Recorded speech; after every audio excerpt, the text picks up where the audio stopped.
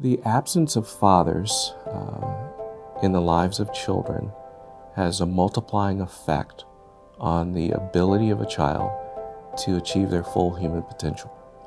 You cannot grow up in an environment such as the one that we have without being grounded in not only the maternal relationships, but the paternal relationships. Without the connections, without the relationship building, we see a deterioration of communities. We need fathers. We need dads in the lives of their children. The data is clear, the evidence is clear that children who grow up without their fathers tend to struggle. It's not that they can't succeed, it's just harder. So we need to understand what we can do to help limit that loss, to make it easier for dads to re-engage if they've been away from their children. But fundamentally, we need to make sure that dads know that they matter.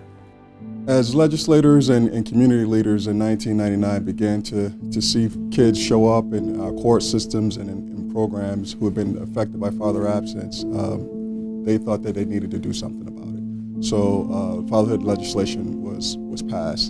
And it's a simple project, it's a simple goal, is to promote the positive involvement of fathers with their children. We've been doing this work for almost 20 years, and for folks not to understand what we do is a shame. So we latched out, we reached out in hopes of doing something that would really promote the work, the 20 years of great work that we've done in Connecticut around supporting fathers and families. We wanted to get the word out about what we're doing and let folks know that men have a place to come when they need help. Our work and the work that we've done around the state, a lot of these things are based on stories. Everyone has a father. Everyone has a memory of a father or a parent that is fond or maybe not so fond. But we all have stories about our parents. And we thought that by kind of letting folks kind of talk about their experience as a dad or maybe as a parent, we thought that would give us the opportunity to really sell the public on how great this is for folks to kind of listen to.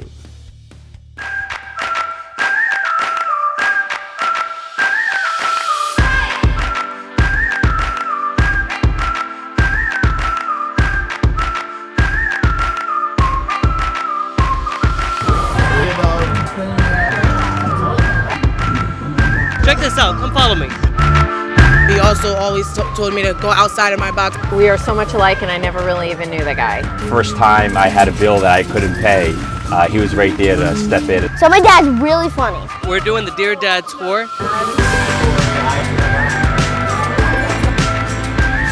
My father. A role model to look up to. Right now I'm on my dad, that's my son right here. I'm trying to be the best dad I could be. These kids need positive role models to show them, how to be productive citizens.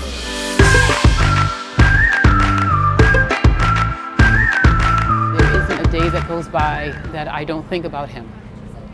My dad was my everything because my mom passed away when I was only 14 months old. And I was my dad's baby. And he was the one that taught me my culture. He taught me all the things that I needed to know, even about being a young woman. I'm so glad to keep his memory alive through being able to speak about him. So, thank you for giving me this opportunity. I miss you, Daddy. I grew up with a father who was absent in my life. And, I took it very personally. I didn't understand why he wouldn't show up for games and school events. And, when I was older, I learned that, my father was abandoned by his father as a baby. And my father just didn't know how to be a father. And as a result now, I'm married with 2 teenage kids, and my kids don't have a relationship with their grandfather. And what I would tell you as you watch this is to break the cycle. I vowed when I had children that I would not be like my father, that I wanted my kids to have a great relationship with their dad. And sometimes it's hard to carve out the time, but what I would tell you is you got to show up. You got to make time for soccer practice and t-ball practice and those annoying school events, because your kids are going to remember it. Because when I look back on my life now, my father was not around for any of that type of stuff. And so I vowed to show up. I would encourage you that despite whatever you have going on in your life, I assure you that your kids are going to remember whether you're there or whether you're not. So make the choice, show up, be a father, do the little things, and I guarantee you, you won't regret it. So our son, who is no longer with us, passed away last November. He was a paranoid schizophrenic who took his own life. And all I can tell you is that his dad was with him all the time. He was so committed to keeping Zach moving forward with hope and love and listening. My son was blessed to have a father who did that for him. And that's all I have to say. Thank you. Fatherhood and father absence affects everyone. No one is immune to this. It's an epidemic that is run across our nation, and everyone is susceptible to it. My dad was an alcoholic, and he was in home a lot of the time. I tried to be with my kids as much time as I can, because I know I wasn't able to experience that. I think I'm living all the things that I couldn't do with my father.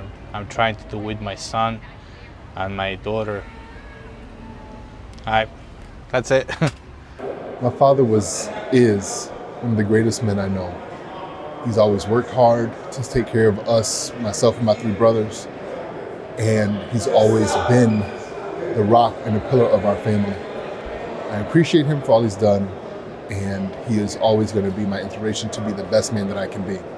And what father story would you like to tell today? I had a wonderful stepfather. His name was John Shea from Jewett City. My mother married him when I was 19 years old, and he embraced me as his daughter.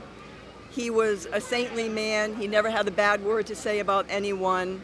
He was a kind and gentle man and very giving towards others, and I love him very much. I think it's a remarkable opportunity to touch on an experience that is rarely communicated.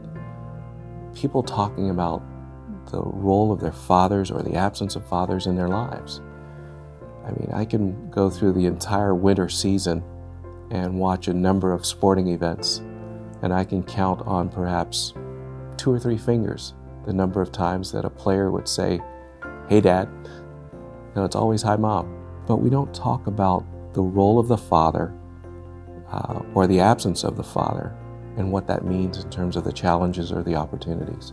So I think it's an opportunity for us to hear more about that, get more deeply seated with that, to understand how we can make that a celebrated event, not just on Father's Day, but also throughout the year. I'm so grateful for my father. When my mother became pregnant with me, it was an unplanned pregnancy, and my parents were both afraid, and so they actually decided to have an abortion, and I was scheduled to be aborted here in Hartford, Connecticut. My mom ended up walking out of the hospital because the janitor told her that God would give her the strength to have me. But when she went to my dad, she called him on the payphone and said, "I've changed my mind, pick me up." And he came and he got her. And from that moment forward, he said yes to being a father to me, even though that wasn't their first choice. And they both did their very best. A dad, should always be a part of a kid's life, absolutely always. I think you hit the nail on the head with everything. I was going to ask you why is fatherhood important, but there it is. Yeah. Do you know? We need them. God puts 2 parents for a reason. That's what it is. They're not just there because they didn't just appear. Everyone's got a purpose. Everyone's got a purpose. Hello. I'm here to talk about my dad. My dad, he's awesome. I love him so much. My dad, he's always here whenever I need him. My dad is the hardest worker I know. He works and works and works, but anytime that I need him, he is right here for me. Always. My dad shows me that I can do anything that I want, anything I want to do. And going to the Capitol, we thought it was really, really important and impactful to have legislators, those who look at our program, those who are in charge of funding our program, be involved to see firsthand how fathers impact lives of children. And seeing folks come into the booth, especially legislators come into the booth and share their accounts of their fathers. My dad is an amazing individual.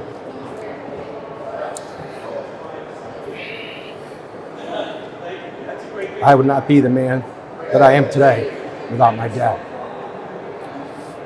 He taught me pretty much everything I know. My dad was always there for me, and my brothers as well.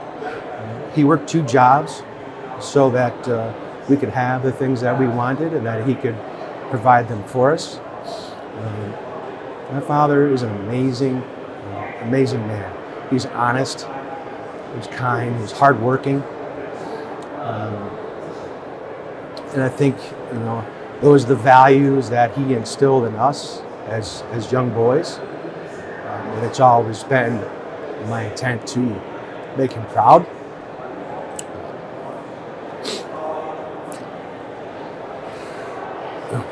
One of the things I think of is my dad has suffered great tragedy in his life. Coming up on this Father's Day, I'm fortunate to have my dad. I'm 56 years old. I still have my dad and my mom too. They're great people. My dad, he'll be 88 years old this year, and so though we've all had much tragedy and dealt with a lot in our lives, I have a great blessing to have my father, and I'll be sure to remind him of that when I speak with him and spend some time with him on Father's Day. And I urge you all to reach out to your fathers and do the same. Thank you.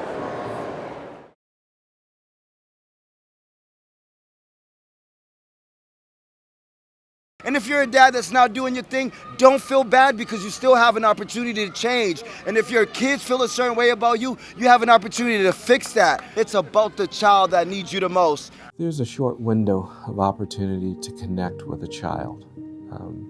You may miss the moment and try to circle back, but you'll probably always reflect on the years or the times or the opportunities that you missed out. Again, you don't know how much time you have, so take advantage of the time that's given you. If there's an opportunity, even just reading a book, if it's just going for a walk, if it's just bouncing a ball, take it. Because the child takes away from that experience something that you'll never know. You'll never know how meaningful that experience was. Nor will you probably know how much they take away from the experience if you don't. You're a dad. It's hard work, but it's not really as much about you as it is about the child that you brought into the world. And so you're going to have to invest. Regardless of whether someone invested in you, you're going to have to invest in this child. Make sure that he or she has the best life possible. So it's not going to be easy. It's going to be hard, but you got to put in the work. This is the responsibility. Before this little guy came along, I used to be embarrassed by my dad, like they would always do dad stuff and, be so proud of you that they tell you to all their friends, and I didn't really understand that. It was just embarrassing at the time until I met him, and now I'm that guy, that every time I go somewhere, he's the first person I'm showing everybody, and he's probably messing up the mic, but that's all right. No, he's just, I didn't know I could be so proud of something until I met this little guy, and he came into our lives, and now just our lives are much better. You don't understand it until you become that, because this is so great, something to look forward to every day. Oh, okay. End of video.